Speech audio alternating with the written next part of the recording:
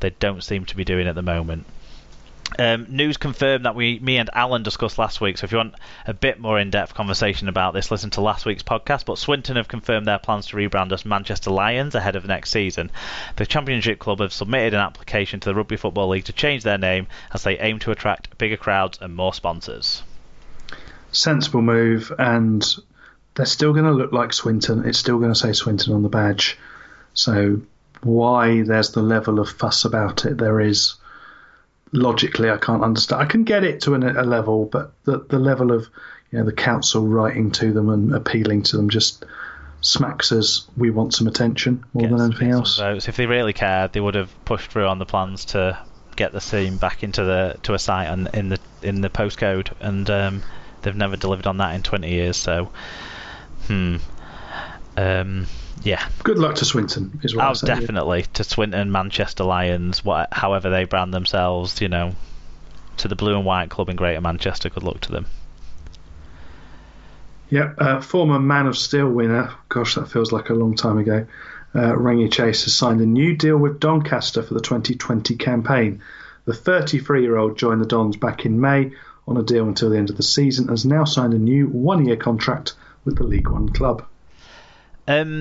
Other League One line, there will be no League One side based in Ottawa next season after the newly relocated Hemel Stags were granted dispensation not to compete in 2020. Earlier this year, Canadian Eric Perez was given permission to move the Stags to Ottawa, and they were set to take part in the third tier next season. However, the RFL have confirmed that their entry into the league will be deferred until 2021, meaning that League One will operate as an 11-team division again in 2020.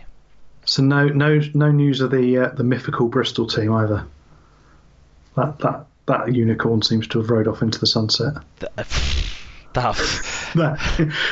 Bristol team that we're aiming to enter in 2019. I'm going to Bristol. That's sunk. Are you? I'm going to Bristol the week after the grand final for a couple of nights. So if anyone has any Bristol-based recommendations, I've got lots.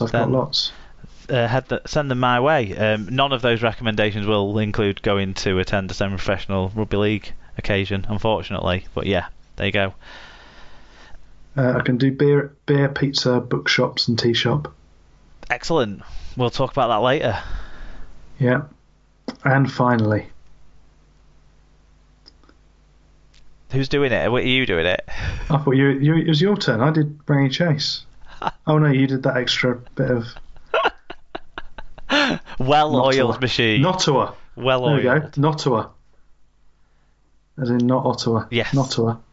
Yeah, I'm very pleased with myself about that. Anyway, Catalan chairman laying into players is all that's written on the sheet. So clearly Bernard is sharpening the cleaver once again. And Tom Andrews says, had long-standing suspicions that Gigot was one of the main problems at Catalan. I also don't think Mac Banana is strong enough coach to control players like that. That being said, I think the chairman hanging his dirty laundry out like this is unprofessional. Imagine the same thing happening in any other workplace. Yeah, but Bernard he doesn't run any other workplace. He does. Apart from his meat cleaving. He runs the factory, doesn't he? Yeah, I mean, this has got into the rundown because Tom sent in a view on it, basically. It gives us a chance to say that looks like Tony G goes off to the NRL. It'll be interesting to see if he curbs his kind of always on the cusp of falling out with someone behaviour, to see if he can... Mackay Cutters 2020. Yeah, find his way into that side, because I kind of sort of understand what Tom's saying there, really. He does often seem like a little bit of a problem, doesn't he, Tony Gigot? He's a very talented player, but his emotions, you could I would start say, always get the better of him. Yeah, and he's that edge of a character, and that's what drives him, and that's what drives his performance. But his ability to kick off and wind other people up with it is quite a talent in some respects. Yeah, well, what do you think about the comment about it being very unprofessional? Do you think that it kind of had reached a point with the Catalan season where the fans would be demanding some sort of comment, I suppose, from the ownership? Yeah, I think ownership are on the same page as they are. I think if you want to look at unprofessional, look at the performance of the Catalan players for the past 6 weeks. That's unprofessional. And if the only way to respond to that is by lowering yourself, unfortunately, in this, that's something that's actually going to get a reaction, and it's going to show that it's not acceptable. So, because you can imagine this isn't going to be new news to them. There's going to be other private things in meetings, and they're not responding to that. And frankly, so if that's what Bernard wants to do, go for it. Yep. We'll find out if it did have any impact on his Catalan Dragons charges as we now move on to the Super League match reviews.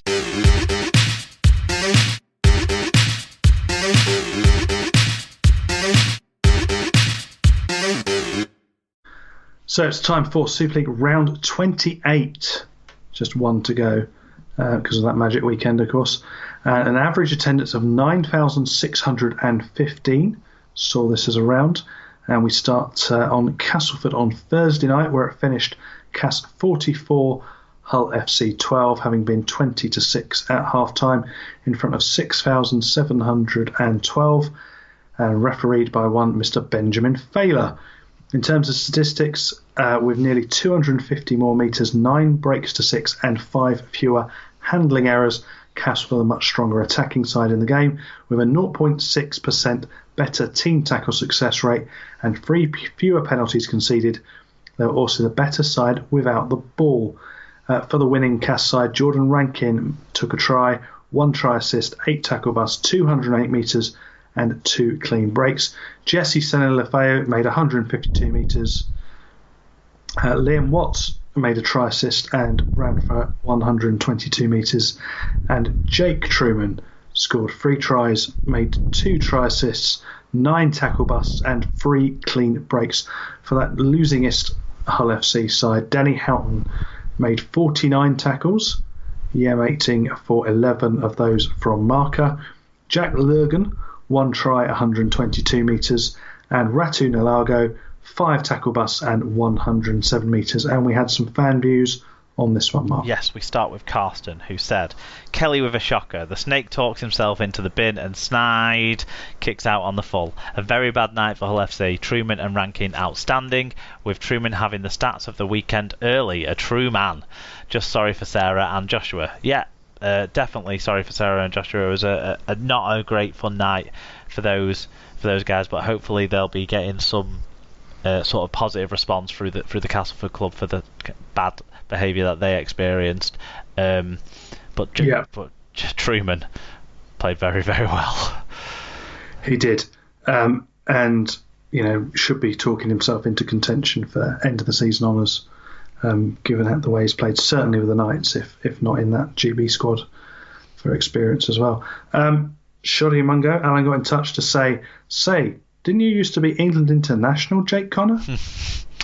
Tom Andrews said, you put your Radford in, your Connor out, in, out, Kelly flaps about, you do the Nualongo and you miss a tackle, that's what it's all about. Hey! Fatboy_Rob says, great performance just when we needed it. Truman showed what he is capable of for the first time in a couple of months, and Chase Blair improved again and finally got over the line. In fact, the whole 17 played well. All we are lacking at the moment is a couple of confident wingers. If we can sort that, we will piss the playoffs. Okay, if that's what you believe, Robert. And Old Trafford, here we come. Hashtag JCAIC, or Jakike. Hashtag Coif. Any advances on Jakike? Jake Connor is a clown. Yes. Rich Langley said, well, that was a close run thing, but with one game to go, what was looking like might not happen a few weeks back has just about been achieved. Hull's deposit on an early Mad Monday do is all but safe, and the last league game to go. Not many other positives to take from the game where we looked to hang in but never really threatened to get the win. Not sure what will change in the off-season, but something has to. Yeah, well, it's good point from Rich that you kind of feel they're sort of locked in a cycle of just coming back round to this, give it as good a cup run as they can get, and if it doesn't work out, they just sort of wither. there we go. Fatboy Rob got in touch again to say, forgot to mention it was nice of Sneed to turn out for Cass one more time. And Joshua's granddad said, typical end of season game with nothing at stake. Oh, wait a minute, Fifth gets in the playoffs. Why has no one told the FC players? Fruitman has a contagious disease that no one wanted to touch him. 2 FC tries. First was questionable and second fortunate, showing a lack of creativity. Kelly put his body on the line, but little else to command the night. Shaw, unfortunate for yellow. Less said about Jake, the better. So, just to recap for people who didn't watch that, Shaw got sin-binned for basically holding down too long when the break was made, so kind of professional foul there on that one. And then Jake Connor, and I think that's forgivable. I think that's the sort of yellow card that is forgivable. Yes. It was playing the game, and he held a little too long, but he took the risk that it was a potential yellow card or a certain try. Possibly at that point of the game, you could have said, well, actually, just give the try and reset yourself. But it was not. It was, it's the sort of yellow card that happens, and that's you can't. The Jake Connor one, okay, the game was gone. It was in garbage time, but really, to be honest, he's saying the worst of his language for his teammates rather than the referee. It wasn't even clear to me that he was actually giving dissent to the referee. It just seemed like he was arguing with his teammates. Yeah, there was apparently quite a lot of swearing going on in that conversation because the referee's mic was turned off on the replays, which Sky normally like to create a bit of outrage. So they certainly must have been beyond the pale what he was saying. Before we talk about how good Cass were, then shall we talk about Jake Connor and what's happened there? I mean, last time that Hull FC played at Castleford, Jake Connor was absolutely at the top of his game. He was a wizard with the ball wafting around in one hand, finding men on the inside, finding men on the outside, going himself, doing everything in that game. About 3 months ago or so. So what's gone on? I think it is this transfer talk that's been going on around him. This talk about him potentially moving on. Leeds was rumoured on around deadline time, and there's talk of him moving on. I don't know if it's just he's got big-headed and it's kind of exploded in his head. I don't know what's going on, if there's something going on off the field, but he doesn't look mentally right. He doesn't look like he's in the moment playing the game as we know he can. It looks like something's got to him somehow now. Whether it's something someone said to him, a series of events, we don't know, but there's something in there that's destabilising him, which when you're how do we put this, not exactly going to be appearing on Gardner's Question Time. It's not going to take much to do it, but there's something that's got under his skin, and it's just he doesn't look good enough to be in that side. He's more unhinged at the moment than the absent door in this office. He's normally he saves that sort of action for the opposition, and that's when he's at his strongest yet most annoying.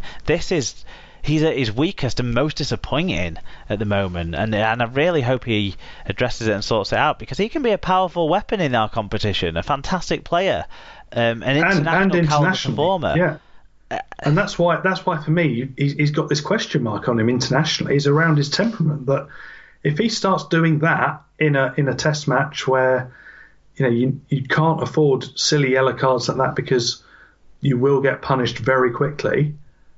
He's not going to enjoy the experience, and it's going to cost England or Great Britain dearly. And that's why I think there is that question mark over him at any international level, because his performance is up to the last 3 months are there, but there is this question mark on him that is he going to do something stupid? Another thing where there's a question mark over, highlighted massively by the Matty Matongo try that was awarded in this game, is this video referee system that we operate under, because in any system other than the one where someone gives it a try and you have to absolutely perfectly completely prove that it wasn't one, this would be that there wouldn't have been a conversation about that one. But what about Castleford? What did you make of Castleford in this game? Do you think that this is a side who can piss the playoffs, as Fatboy Rob claims? It's definitely the Truman show. So I think if Truman is on when it comes to comes to the playoffs. I think they've got a good chance. I think